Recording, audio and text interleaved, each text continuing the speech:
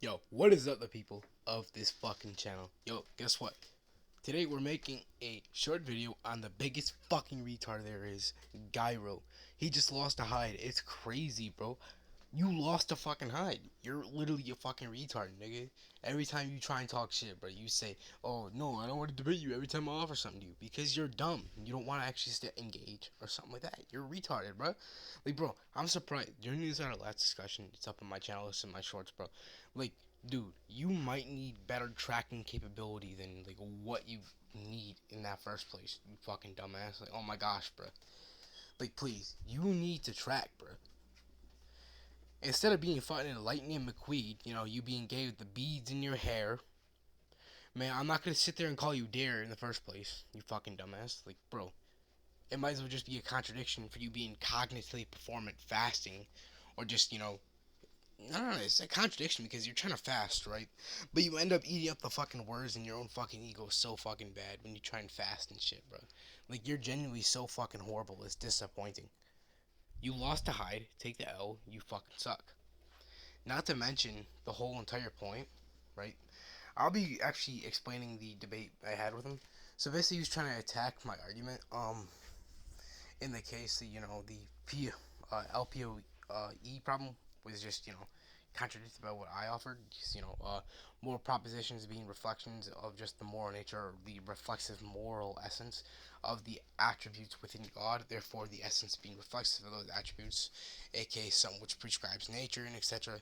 It basically or essentially being that said fucking reflexivity and basically working or having some form of coextensive correspondent relationship with that. If it's the case that it's reflexive of that, he said, there's a defined evil. I'm lacking a defined evil. Okay, sure, I don't need a specific evil to claim that God's moral attributes or just like moral propositions are reflexive of that. And if we do that, we commit bad and etc. Evil is going to be necessary. It's a necessary thing for him to forgive us. That's a part of his omnibenevolent nature, being kindly, etc. like that. If it's the case that he needs that to forgive us, then it's the case that it's contradictory to him forgiving us for no reason, because forgiveness has a set of conditionals. If it's the case that it needs a set of conditionals to actually enact forgiveness, not necessarily God in essence being conditioned by that, because you don't need God to exist for the forgiveness part. You would just say it's within his subsistence. If it's the case it's within his subsistence and the act in itself works based upon this. It's based upon potency and what happens, allowing for the act to actually have any type of potency. So it's not in essence his literal fucking essence being conditioned. It's rather than him working based upon what's being sought, this and that. Him knowing what we do, therefore forgiving us through moral or just his omnibenevolent nature. If it's the case, so to actually have an act of forgiveness, you need something to forgive for. If you just forgive, you could just sit there and say, he finds it within moral things or just the will to forgive. Even then, he forgave us for something. Therefore, if he's forgiven us for something, right? Obviously, that type of forgiveness, where he forgives you for something, needs that something to exist. Otherwise, he's not forgiving you for anything, or not forgiving you for that specific thing. Therefore, if you do say that, or say that's prescriptive in that sense, that's a contradiction. And if it's a contradiction, then yeah. He didn't really attack that point. He just said more so that I, have a lack of evil within there. Therefore, there's not anything there for him to forgive me for. Even though basically, the moral propositions in general, just reflect based upon what we're supposed to follow. And if it's the case that these moral propositions are what we are supposed to follow within the said metaphysical thesis or the framework produced by it, then in that sense, we're supposed to follow that and not, dichotomous. So obviously, it would just be deducted that what's separate from these moral propositions are what we're not supposed to, because they would be external to that and wouldn't be included within those said laws, or prescripted to those laws, so they wouldn't be right at all. And that could just lead us to an immoral probabilistic conclusion that these are immoral things to do. So if it's the case that he forgives us for that, and it contradicts the forgiveness part, let me think back to what he said, because he's such a fucking retard at this point, bro. It's like funny as fuck. Let me think. He said depends upon necessity. Necessity. And he said necessity or mortal claims don't depend upon necessity. He defined what a necessity claim is. This guy doesn't understand basic fucking modal logic, so let me just explain real quick. When you talk about modal logic, right, and having that specific modality, and if there is a necessary thing, what type of necessity are we going upon? It does depend upon that necessity. Say, for example, is it epistemically necessary, to the point where we must acknowledge that for any type of, epistemic accessibility, if it doesn't have that, then it's not epistemically possible. See, that's literally an epistemic claim, necessary claim for that. In that terms of applicable modal scope. Alethic would just refer to logical possibilities, this and that. Then he gave an example. He strawman me countering or just correcting his example because, he thought, oh, so it's nomologically necessary. I'm like, no, it's me just correcting your example, retard. And, yeah. Oh my gosh, bro. So I also counter that, with using the example that, oh, if my mother's name was Paula, it would just be necessary that within this framework you need to have it as the name is Paula. And it could be otherwise that the name is otherwise because that's not a prescriptive attribute or just like I would say rigid property, because rigid properties, are just necessary things to the essence of what, basically reflects the being as. In this case, it's like a reflexive axiom.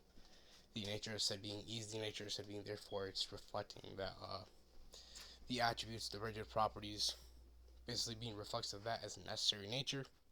Otherwise, there's, change for that if there's contradiction within that, therefore it wouldn't be reflexive of that necessary thing because these are things necessary and predicates necessary to actually effectively have not effectively have, but the subsistence, because the subsistence in itself existence is needed to pertain the essence and it's coextensive in that part. And if it's the case that you need it for coextensive parts about that fucking what was it the attributes to reflect the essence, it's the self-reflective Cambridge attribute points.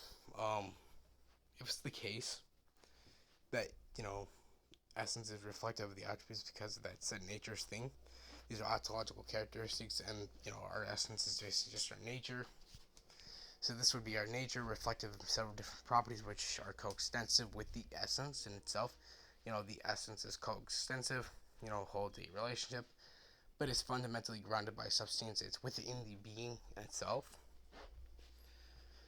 So it doesn't, prescribe dependency, but rather, its actions, etc., is upon itself. At that point, oh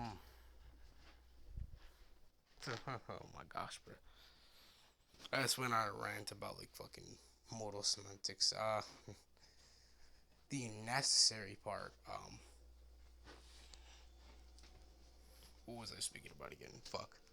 This thing of Gyro's so fucking retarded. He had me fucking sidetracked. But I would say point is that Gyro cannot track properly. Basically, if it's the case that it's like reflexive or the thing within here, like the conceivability or the proposition which grounds the conceivable framework. Say, for example, the operator being necessary to the framework. Otherwise, there's a contradiction within that. Can't have that, and it wouldn't be conceivable. So, the operator having this, descriptive thing, such as my mother's name is Paula. You need that specific thing for that specific framework. So, it's the case that it's necessary true that this specific framework needs my mother's name is Paula, not across all frameworks, because metaphysical necessity and like dependency, like existential dependency. I wouldn't say that's like a necessary thing. I would say more so it's like a what is it? What is it again? What is it?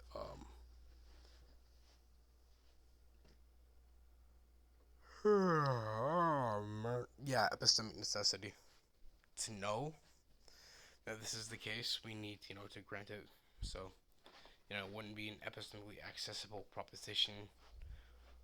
Even on Alethic terms, we couldn't, consider anything. So, by our knowledge, it can't be classified as, like, Alethic or something like that. Or just, necessary in general or conceivable. So to grant that conceivability, you need the operator to be necessary, or otherwise, shows inconceivability. Inconceivability just means that cannot be capable of being a function applicable world to a specific microscope or framework conceived by the metaphysical thesis or epistemic thesis. This and that, Actually, because of the contradiction. It's continued by the grounding. So the proposition in general, or just the truth designer, basically, grants that I would say the yeah, no, my bad. The proposition itself basically just determines it as like a designator for that specific thing. So, you know, it's like a metaphysical necessity that basically you need this specific operator for this specific framework. But not across all frameworks conceptually distinct and like formally distinct, because not two entirely separable things. There's still like a within a world, but the necessity isn't the necessity is just formally distinct. But the conceptualization is definitely conceptually distinct. Definitely. So the ideas in that example I just gave, they're like because these two different things are dependent upon one another. These specific things necessary truth in that case about yada yada yada made the metaphysical necessity thing versus the alethic necessity. Yeah, that's an alethic necessity. My bad if I'm chopping that up, but yeah, he didn't really track that. It's kind of bad. Yeah, so basically just chopping off the whole entire fucking modal necessity point after I made a distinction. He just said, "Oh yeah, this is kind of why I'm asking which necessary thing you're going under or the modality." And since we're talking about God, the grounding for all contingent things, right? Basically it's just gonna be metaphysical necessity that he's the grounding for all set or just a set of contingent things. An example. So that's kind of like symmetric, literally just a symmetrical relationship because God would just be the same fucking being in all possible worlds. If you literally admit that he's distinct in another world, or just distinct in terms of necessity, like say for example, it's logically necessary. I got it. I'm gonna say it's logically necessary. You'd be saying it's logically necessary for this specific thing if he's defining all possible worlds like this.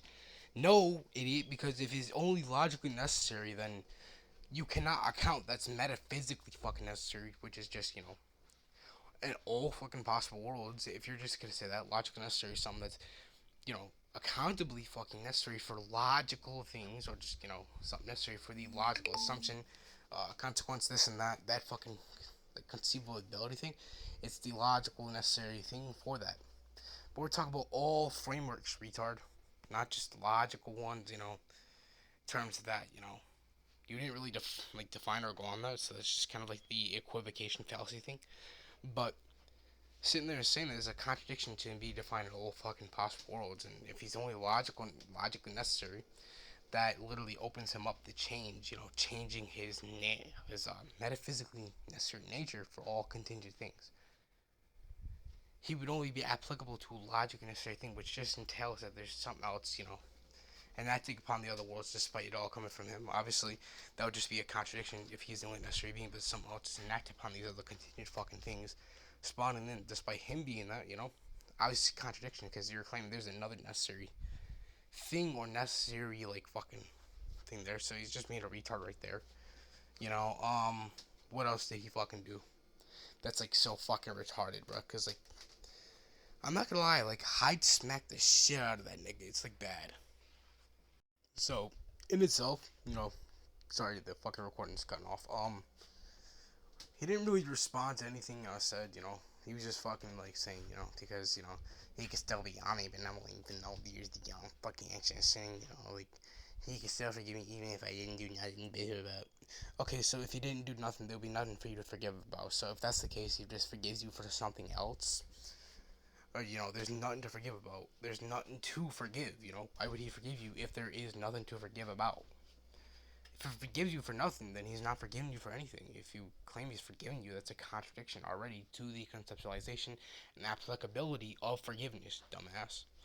And if it's the case that you literally say, I'm the benevolent and kindly, kindly takes gratitude in this and that, it'd be gratitude for the, just gratitude for your essence as a being, your imperfectness and forgiving this imperfectness and its moral nature. If it's the case, omnibenevolence there and forgiveness is a part of that, fucking like benevolent shit. So if it's the case that it's like literally right there,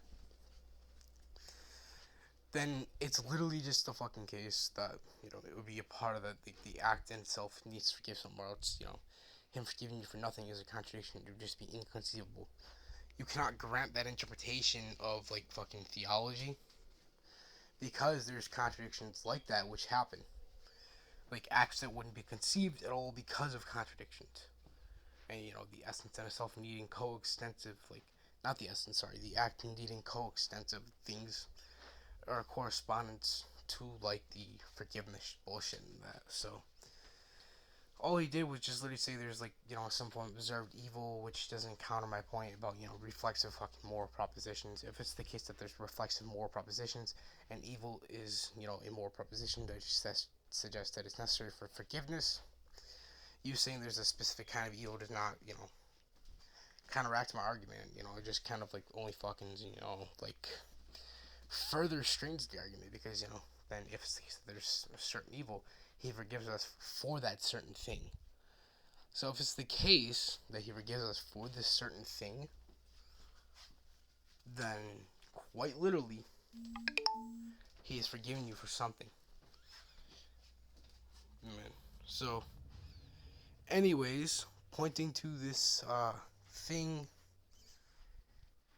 guess you could say all he really did do was just, try and counter with the fucking omnibenevolent shit. That was the only actual like thing he didn't dance around. Like disregarding all the fucking evil shit. So like if it's the case, like I already provided why that's contradictory. It's already direct argumentation, which I stated within the fucking debate. Or just like the discussion in general. But he danced around it for like the most fucking meantime while being bodied on fucking modal semantics, this and that. Like it's bad, bro. Cause like Guy Rule is genuinely some dog shit, bro. Like there's no question about it. I don't think he's like at all incompetent.